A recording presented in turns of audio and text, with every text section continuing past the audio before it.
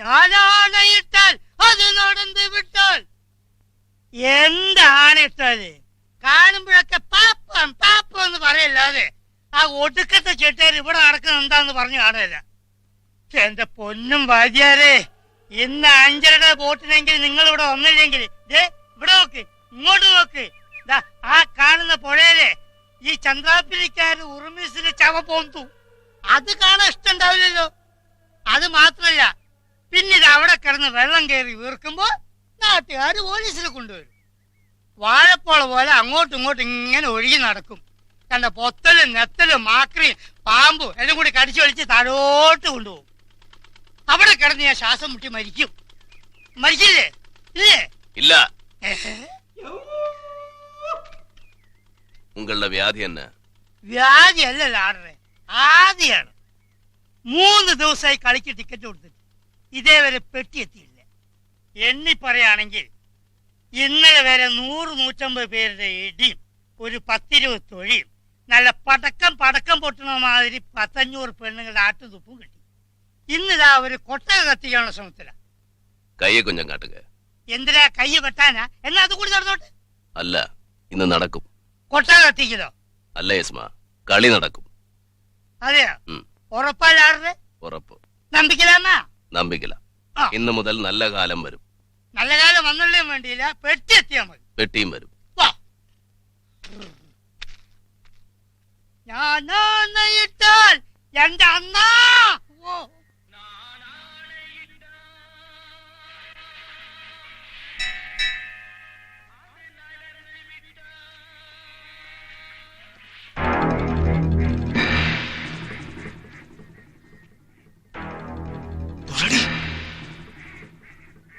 തൊഴുതിട്ടാ വരുന്നത്.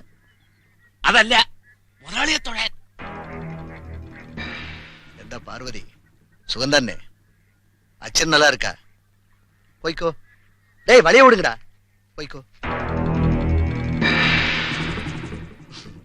വക്കീല്, ആ കുട്ടി നന്നായിട്ടുണ്ടല്ലോ.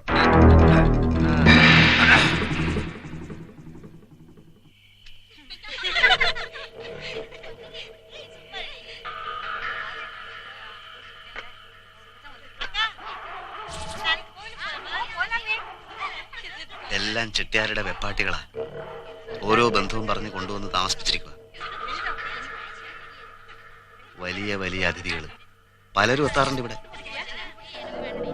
ദാനശീലനാ പൊന്നിച്ചട്ടി. അമ്പലത്തിനും പള്ളിക്കും നേർച്ചക്കാശ്, പാർട്ടികൾക്ക് പിരിവ്, വൻ തുകകളാ. നാട്ടുകാർക്കെല്ലാം അറിയാം ഈ വീടിനെ പറ്റി. പക്ഷെ നാവനക്കത്തില്ല. എല്ലാവരും പൊന്നിച്ചട്ടിയുടെ കടക്കാരാ.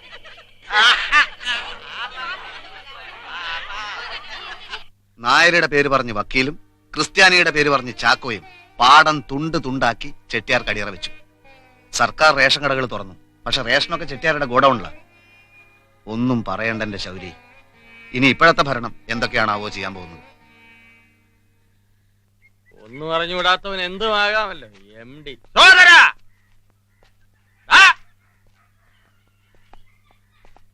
നീയായിരുന്ന പേടിച്ചു പോയല്ലേ? വൈദ്യരെ, എന്ത് ഇപ്പൊ വെറുതെ ഇരിക്കാണോ? ഇപ്പഴല്ല, കുറച്ച് ദിവസമായിട്ടൂടെ വെറുതെ ഇരിക്കുക. എന്നാ കുറച്ച് കരിയിലക്കി കൊണ്ടുപോവാ. എന്താ നിന്റെ അസുഖം? എന്റെ കോപ്പം. നിയമം നിയമം നിയമം. അങ്ങനെ ഒരു അസുഖമുണ്ടോ? അങ്ങനെ ഒരു രസമുണ്ട്. നിന്റെ പേരിന്റെ അറ്റത്തുള്ള ഈ ബിരുദം MD കരിതേച്ച് മാച്ചുകളാ. അയ്യടാ, മാച്ചുകളാനെ അതെന്റെ ബിരുദമല്ലാന്ന് നാട്ടുകാർക്ക് മുഴുവൻ അറിയാം. അതെന്റെ ഇനീഷ്യലാ, MD, മഠത്തിൽ ദാമോദരൻ. ദാമോദരൻ എന്ന് പറയുന്നത് എന്റെ അച്ഛനാ. എടാ മടത്തി മരങ്ങോടാ. ഇനി ഇതൊന്നും പറഞ്ഞാൽ നടക്കത്തില്ല. പഞ്ചായത്തിൽ നിന്ന് ആള് വരുന്നുണ്ട് അന്വേഷിക്കാൻ. ഈ ബോർഡിന്റെ സ്ഥലത്ത് നിന്നെ അവര് കെട്ടി തൂക്കും. പിന്നെ ഞാൻ അറിയാത്തൊരു പഞ്ചായത്ത്. നീ അറിയാത്തൊരു പഞ്ചായത്ത്. എടാ ഭരണം മാറി, ഹെൽത്ത് ഇൻസ്പെക്ടറാ വരുന്നത്. ഈ ബിരുദം കരിതേച്ച് മായ്ച്ചാൽ നിന്റെ ശരീരം കരിക്കട്ടാകാതിരിക്കും. ഇല്ലേ ഞാൻ തന്നെ വരും നിന്നെ പൊക്കി കരിതേച്ച് ഇവിടെ തൂക്കാൻ. പിന്നെ ചികിത്സക്ക് എങ്ങനെയുണ്ട് വൈദ്യരെ? വൈദ്യരെ വിളിക്കുന്ന പണ്ടേ പറഞ്ഞിട്ടുണ്ട്. അതൊക്കെ പണ്ടായിരുന്നില്ലേ, ഈ അടുത്ത കാലത്ത് പറഞ്ഞിട്ടില്ലല്ലോ. കരിയലക്ക് അപ്പൊ മായ്ക്കേണ്ടി വരുമല്ലേ? മായ്ക്കും.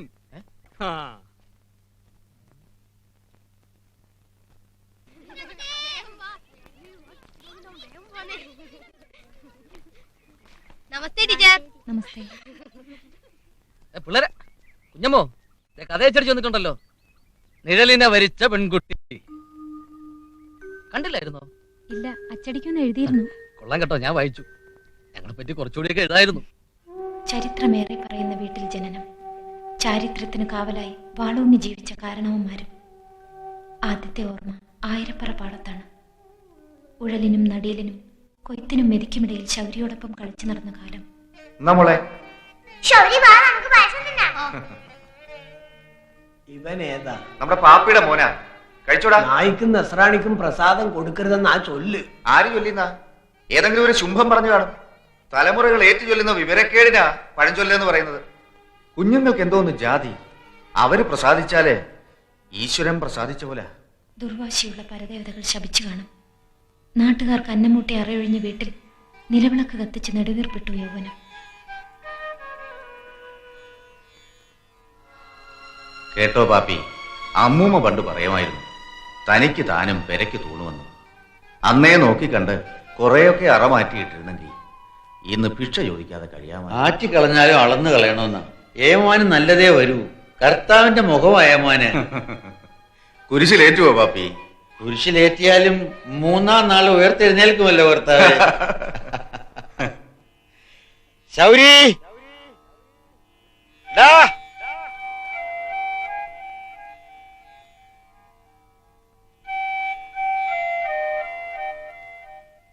തേവാരപ്പുരയിൽ കരിവിളക്ക് കത്തിച്ച് നെടുവീർപ്പുകൾ താമസിക്കുന്ന വീട്ടിലേക്ക് മടങ്ങുമ്പോൾ മനസ്സിനറിയാവുന്ന നാട്ടുവഴിയിൽ വല്ലപ്പോഴുമെങ്കിലും പാപ്പിച്ചേട്ടൻ്റെയും ശൗരിയുടെയും നിഴലുകൾ എനിക്ക് കൂട്ടുവരാറുണ്ട്. നാടുറങ്ങുമ്പോൾ ആരും കേൾക്കാതെ അത്താഴ ഭക്ഷണക്കാരുണ്ടോ എന്ന് ചോദിച്ച് പടിപ്പുരയടച്ച് മാളിക മുകളിലെ മൂടലിൽ ചേക്കേറും ഞാൻ. മനസ്സിൽ മാംഗല്യം തുടികൊട്ടും. വളവര വെച്ച വള്ളമൂന്നി നീങ്ങുന്ന ശൗരിയുടെ നിഴലുദിക്കും. കണ്ണടച്ച് ആ നിഴലിനെ വരിക്കും ഞാൻ. ഞങ്ങളെ ഉണർത്താൻ ഉദയം ഒരിക്കലും വരാതിരുന്നെങ്കിൽ. എന്തിനു പോകുന്നെന്നോ എങ്ങോട്ടെന്നോ ഒരു രൂപവുമില്ല. ആരോടും ഒന്നും മിണ്ടിയില്ല. കൂടെ ഉള്ളവരെല്ലാം ജോലി തേടി നാട് വിട്ടവരാണെന്ന് മാത്രം മനസ്സിലായി. ഏതോ ഒരു രാത്രിയിൽ വീണ്ടും പത്യമാരിൽ നിന്ന് കടലിലേക്ക് എടുത്തെറിഞ്ഞു. നീന്തി തളർന്ന് കരക്കടിഞ്ഞു. കൂടെയുള്ളവരെല്ലാം ഓരോ വഴിക്ക് പോയി. ഞാൻ എൻ്റെ വഴിക്കും. കരിക്ക് വെട്ടിവെക്കുന്ന റഹ്മാനിക്കയുടെ സഹായത്താൽ സിംഗപ്പൂരിലെ മിലിറ്ററി ഹോസ്പിറ്റലിൽ ടീ ബോയ് ആയിട്ട് ജോലി കിട്ടി. കള്ളപ്പേരിൽ ഇത്രയും നാൾ ജീവിച്ചു. പേടിച്ചിട്ടാ കത്തയക്കാതിരുന്നത്. പോലീസ് പിടിച്ചാലോ. വീട്ടിലേക്ക് ഞാൻ കൊടുത്തയച്ച കാശൊന്നും അവിടെ കിട്ടിയിട്ടില്ലെന്ന് വാസു പറഞ്ഞപ്പോഴാണ് ഞാൻ അറിയുന്നത്. സാറാക്കുട്ടിയെ കെട്ടിച്ചയക്കാൻ വന്നതാ. കല്ലറ മണിയാൻ വിധി. എന്റെ പെങ്ങളെ അമ്മച്ചി നോക്കില്ലല്ലോ പറഞ്ഞു കുഞ്ഞ്. പാപ്പിച്ചേട്ടൻ മരിച്ചതും ശൗരി പോയതും ഒക്കെ ഞങ്ങള് കാരണമാണെന്നും പറഞ്ഞ് പിണങ്ങി നടക്കുകയായിരുന്നു സാറേയും അറിയിച്ചെടുത്തേയും. അടുക്കാൻ എത്ര നോക്കിയിട്ടും അടുത്തില്ല. എഴുതി അറിയിക്കാൻ ശൗരിയുടെ വിലാസവും ഇല്ല. വീട്ടിലെ പ്രശ്നങ്ങളാണെങ്കിൽ അതിലേറെ ഒന്നും ചെയ്യാൻ കഴിഞ്ഞില്ല.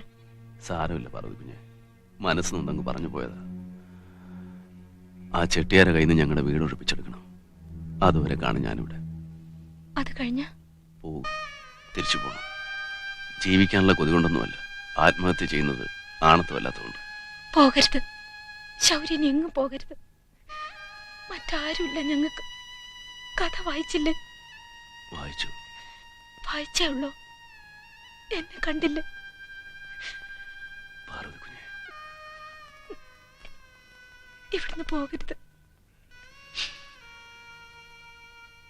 നാട്ടിൽ വഞ്ചനയുടെ കല്ലിട്ടും നാട്ടാരുടെ കണ്ണിൽ പൊടിയിട്ടും നാടുനീളെ അധികാരക്കൊടി പറപ്പിച്ച് വോട്ടിട്ടു ജയിപ്പിച്ച നാട്ടുകാരെ ഒന്ന് തിരിഞ്ഞു നോക്കുക പോലും ചെയ്യാതെ പാഞ്ഞു പോകുന്ന മന്ത്രിമാരല്ല ഇന്ന് ഈ നാട് ഭരിക്കുന്നത്. ഇവിടുത്തെ വായനശാലാ മുറ്റത്ത് നാടകം സംഘടിപ്പിക്കാനാണ് ഞാൻ ആദ്യമായി നാട്ടിൽ വന്നത്. ഒന്നും ഞാൻ മറന്നിട്ടില്ല. എല്ലാവരെയും ഞാൻ ഓർക്കുന്നു. എന്നോടൊപ്പം തോളോട് തോൾ ചേർന്ന് നിന്ന് ഇന്ന് നാട് ഭരിക്കുന്ന ഈ പ്രസ്ഥാനത്തിന്റെ സന്ദേശം ഇന്നാട്ടിൽ പ്രചരിപ്പിച്ച ശൗരി. വർഷങ്ങൾക്ക് മുൻപ് ഇന്നാട്ടിനെ ചോറൂട്ടി വളർത്തുന്ന ആയിരപ്പറപ്പാടം സാക്ഷിയായി അന്യായത്തെ ഒറ്റയ്ക്ക് എതിർത്ത് ഒളിച്ചോടേണ്ടി വന്നു. അന്നത്തെ നിയമം ശൗരിയുടെ മേൽ കൊലപാതക കേസുകളാണ് ചാർജ് ചെയ്തത്. ഈ മന്ത്രിസഭ അധികാരത്തിൽ കയറിയതിനു ശേഷം തീരുമാനമെടുക്കാൻ വേണ്ടി ആദ്യമെടുത്ത കേസുകളിൽ ഒന്നാണത്. ആയിരപ്പറപ്പാടത്ത് അന്നു നടന്ന സംഘടനവുമായി ബന്ധപ്പെട്ട എല്ലാ കേസുകളും പിൻവലിക്കാൻ ഉത്തരവായിട്ടുണ്ടെന്ന ആ സന്തോഷ വാർത്ത നിങ്ങൾ അറിയിക്കട്ടെ.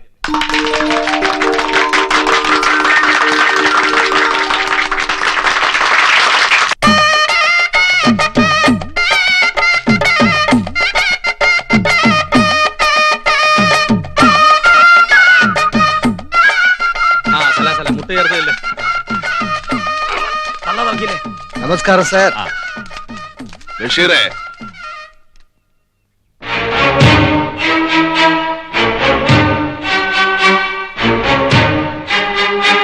ശൗരി. അതെ ബഷീറെ, വായനശാല മുറ്റത്ത് തോളോട് തോൾ ചേർന്ന് തന്നോടൊപ്പം നിന്നു താൻ പറഞ്ഞ ശൗരി. ഈ നാടിന് അന്നമൂട്ടിയ വീടിന് വേണ്ടി കുത്തുകൊണ്ട് മരിച്ച പാപ്പിമാപ്പിളയുടെ മകൻ ശൗരി.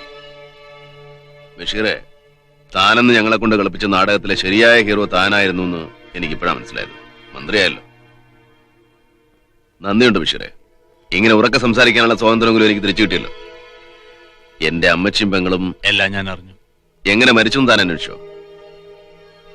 ശൗരി, നമുക്ക് പിന്നെ സംസാരിക്കാം. പറ്റില്ല, എനിക്കിപ്പ സംസാരിക്കണം. തന്നോട്, മന്ത്രിയോടല്ല, എന്റെ ബഷീറിനോട്. വഴിയോടാ നീ പോടാ ചെറ്റേ. എന്ത് ഡായ്? ശൗരി, ഞാൻ പറയുന്നത് കേൾക്കണം. നാണമില്ലേ ബഷീർ തനിക്ക്? ഇറക്കുമതി ചെയ്ത വെപ്പാട്ടികളെ നിരത്തി നിർത്തി ഈ പന്ന ചെട്ടിയാരൊരുക്കിയ താലപ്പിലയിൽ നുണഞ്ഞ ഈ വീട്ടിനകത്ത് കാലുകുത്താൻ അന്നമൂട്ടുമേടെ തനിക്കൊന്നും കയറാൻ തോന്നിയില്ലല്ലോ. പാവങ്ങളെ നക്കാപ്പിച്ച കാശിന് ചവച്ച് നിന്നുകൊണ്ടിരിക്കുന്നവനായി ചെട്ടിയാര്. മന്ത്രി എഴുന്നള്ളിച്ച് നാട്ടുകാരുടെ സ്വാധീനം ഉറപ്പിക്കാൻ നോക്കുക. ഈ വീട്ടിൽ കാലുകുത്താൻ തന്നെ ഞാൻ സമ്മതിക്കല. ശൗരി, ഞാൻ പറയുന്നത് കേൾക്കണം. പറ്റില്ല, ഞാൻ പറയും താൻ കേൾക്കണം. என்ன சார் கேட்டிட்டு வாங்க சார் நீங்க. ബഷീറെ, MLA മന്ത്രിയാകാനുള്ള ഏണിപ്പടി മാത്രമല്ല രാഷ്ട്രീയം, അത് മറക്കരുത്.